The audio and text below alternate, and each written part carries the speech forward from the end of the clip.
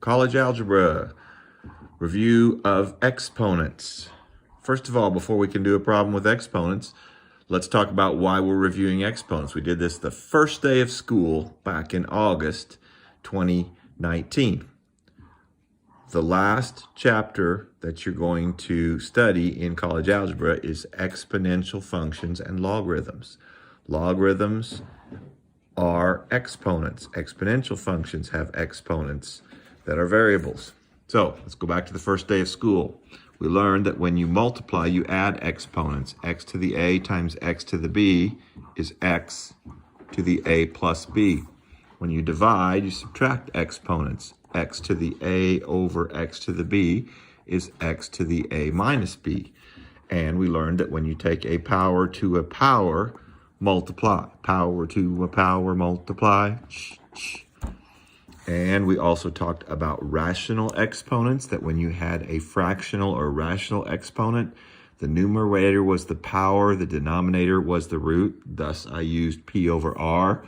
So this is a root of r of x taken to the p power. And we learned that it doesn't matter if the power or the root is applied first.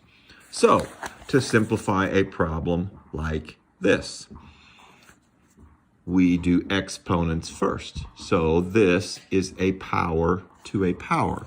We take this -2 and we called it, quote, distribute, because it's not really distributing, but the -2 has to go to everything in there. Cousin Eddie Ott said, you flop it on the critters in the house. Oh, what great memories we had. So we're going to flop the -2 on both of these, giving you x to the -2 and y to the 7/4 to the -2, and that is a power to a power multiply. So somewhere on my calculator or in my head, I'm going to take 7/4 times -2, which is going to result in -7/2. And there's nothing you can combine in the first quantity, so it is x to the 5/2 times y to the 4th, and now these are multiplied together. There's no addition or subtraction, so no distribution. So now we're going to use the rule that when you multiply, you add. So multiplying the x terms, I'm going to add 5/2 and -2. And 5/2 plus -2 is 1/2. X to the 1/2. And y to the 4th times y to the -7/2, 4 minus 7/2, or 4 plus -7/2, is also 1/2, and it's y to the 1/2.